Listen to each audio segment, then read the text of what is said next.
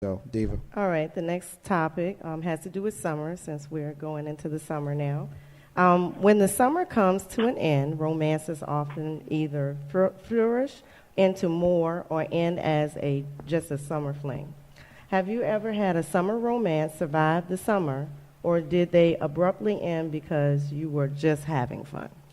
Okay, who would like to begin with this? Dub will go first because we're gonna let him go on the phone line. So let me just make sure I understand. Let me make sure I understand the question. The question is basically whether or not I have had a summer fling, and did it abruptly end because of the end of summer. Is that what you're saying? Pretty much. Okay, let me read it. Have you ever had a summer romance survive the summer, or did they abruptly end because you were just having fun? So one or the other, or both, or however you express. I'm gonna say personally, I've never had that. You know what I'm saying? If I met someone and I can't even really speak, I've never had that. I've never had the girlfriend because it's winter time. As soon as April such and such come, it's time to cut it. You know what I'm saying? I never really had that. I guess I may be the wrong individual to ask that question to. Okay, so you never had that summer fling, or just developed a relationship during the summer and it continued to flourish after that. You know what? If I could say yeah, it probably was when I was a young cat. You know what I'm saying? But I'm assuming that. Nah, I can't even say that because any type of relationship that I've had, whether it started during the summertime, springtime, or whatever, it wasn't like an abrupt end. It just, may have ran its course. It ran its course. Yeah, it just kind of went its own course. So I can't personally say that I've ever had that or had that mind frame of saying, yeah, I'm gonna rock this out for the summer, but as soon as September 1st comes, she got to go. Ain't no hashtag with Marcus Some people do stuff like that. Ain't no hashtag with Marcus J. Live from the Dan Legacy Internet Radio. Dub, thank you for listening, brother. We appreciate you. Knowing you're gonna stay listening to us. Yes, if you hear something else, keep it rocking. All right. That's what's up. Peace, everybody in the studio. All right, be cool. Peace. All right, thank you for calling. 804-402-2893 is the number to dial to rock with us. You rock with us, we rolling with you. Moving that phone or moving that mic around the room. Diva, who else you want to pick on to reply? I heard a reaction from SY over there, so I think she had something to say. Yeah, you were making a noise or something over there. You didn't? Okay. All right. That's where you're supposed to fake it. She's like, no, I didn't. Yeah. This would have been the time would have been okay to fake it. Lucia can jump in there. Never faked it. We know you have at least once before. Come on, how would you know that? Shit, I don't know. Shit, I'm saying you're a chick. You probably faked it. Somebody was whacking your history. I mean, faked it. I don't know now. Let's be I real. think that Lucia would like to jump in on this question. Yeah, I want to jump in on this question, but also kind of what you were asking before. Just kind of, conclude kind of my view of what you've asked so far. I think that it ultimately comes down to accountability. Men have standards, women have standards, but beyond that, everybody has quote-unquote standards. Some are more tight than others, some are less tight than others. But it comes down to personal accountability, and ultimately, we attract what we are and where we're at. And the more people begin to accept who they are and grow in who they are, instead of acting on maybe past hurts or kind of what they see other people doing or the media, when people start taking personal accountability and start growing within that, then they will ultimately attract mates that they desire and that are good for them and vice versa. So that's kind of just my 2 cents. And even with the question you just asked, people go through phases and stuff, and I get that. But, at some point, people just got to grow up. Right, true. That's deep. Anybody else? I had one, but I was very young. Okay. Flip the switch. It's turned off. Jane, you wanted to share? That better? Yeah, that's better. Well, I was very young, 20, which I think is very young, right? Considering how old I am now. But I was actually backpacking through Europe when I was 20.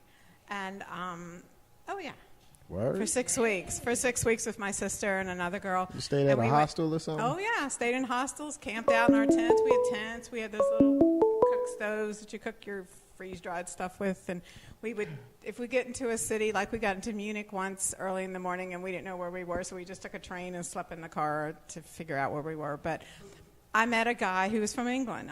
We were in, now I forget, Saint-Tropez in France, which is right on the Mediterranean. It's beautiful. And he was from England, and his name was Roger. I still remember him.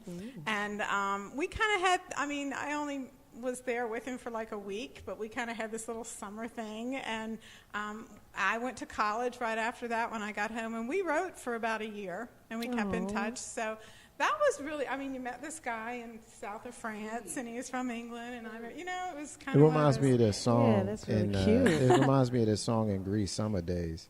If you know Greece, anybody in here like Greece? Yeah, it's like one of my favorite movies, Summer Days. Yeah, and that's what it was. And it was really, he was a very nice guy. I was 20, and he was older than me, like a big 22. He was the same as he. He was 22. But he was English, so, that was it right there.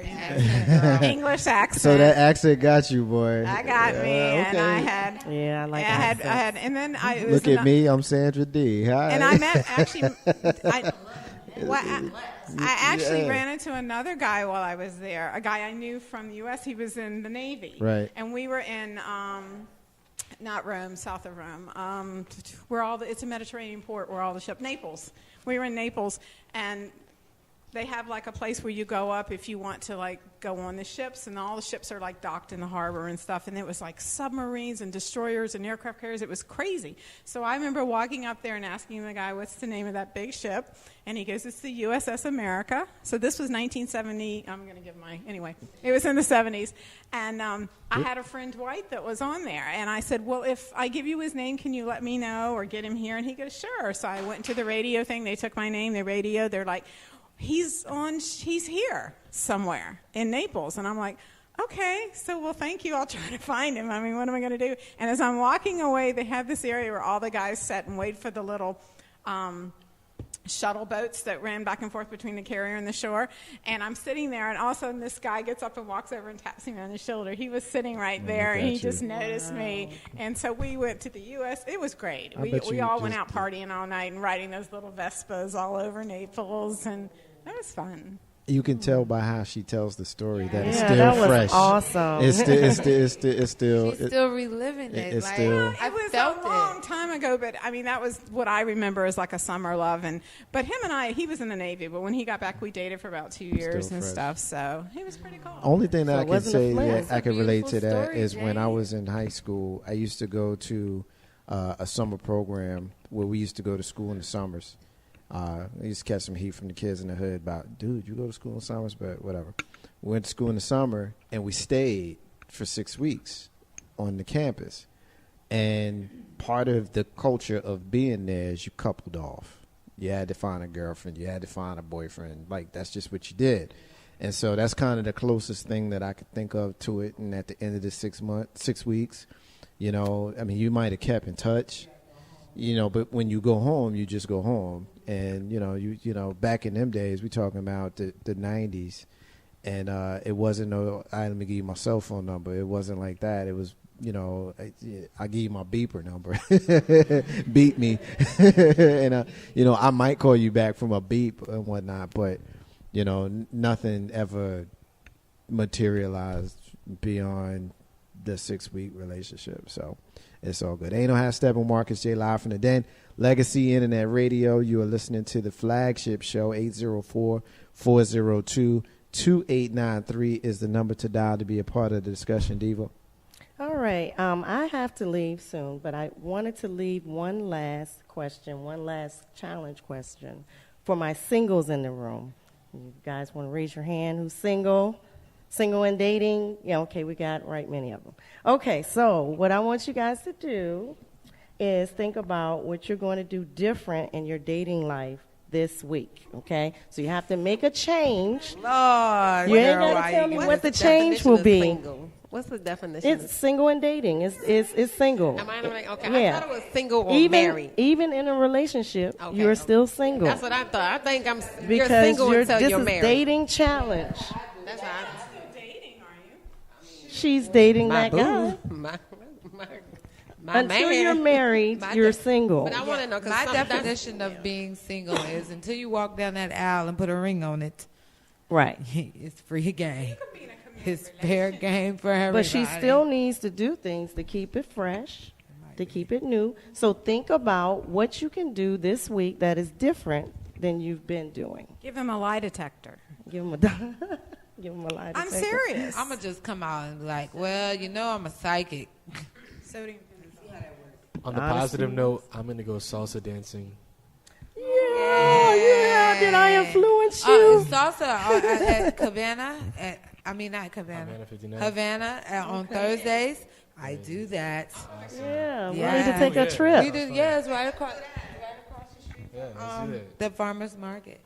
Yeah, you can smoke cigars and everything. I love being in there. I was working. Yeah. And they teach you how to salsa if you don't know how. On Thursdays, yes, they have salsa night and salsa dancing. I think sometimes we set our expectations too high.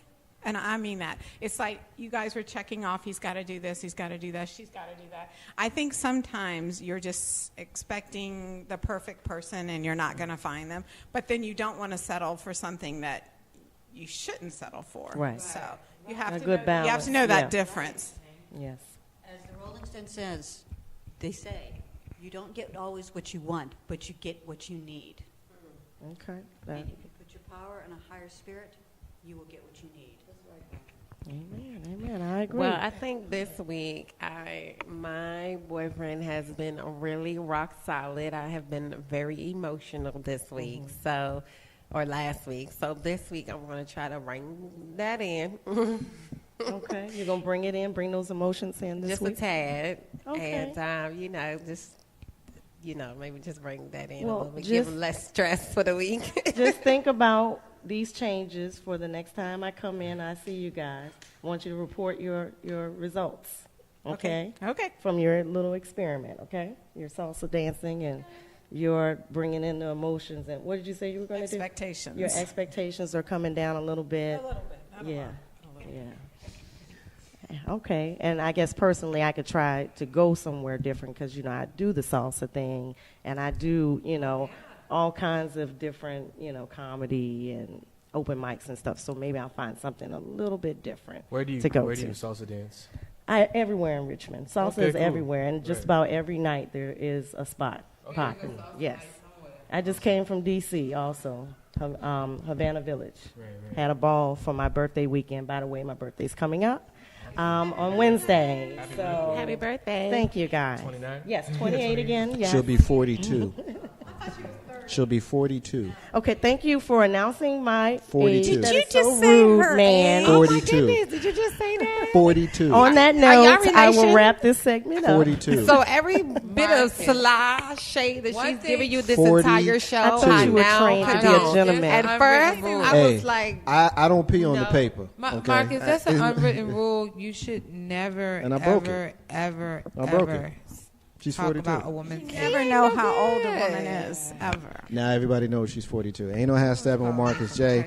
Live from the den. I don't look it. Legacy Internet Not at Radio. all. Thank you for everybody that's rocked with us with the Diva Diaries. She's a good sport. No matter how much I pick on her, she's going to always be resilient. And because she loves me. I'm never Ain't no half coming stepping with back. Marcus You call J. me Live from the 42. den. Legacy Internet Radio. 28. Taking a break. When we come back, we are going to have a fabulous rest of the show. Our sister Shayna Latia is going to take over. We got a great interview that we're going to have with our brother Ahura as well as our brother Lucia. We got a lot to get to through the rest of the show, and we're glad that you're here with us. Marcus J and the crew. Ain't no half stepping. Yours truly be back in a few.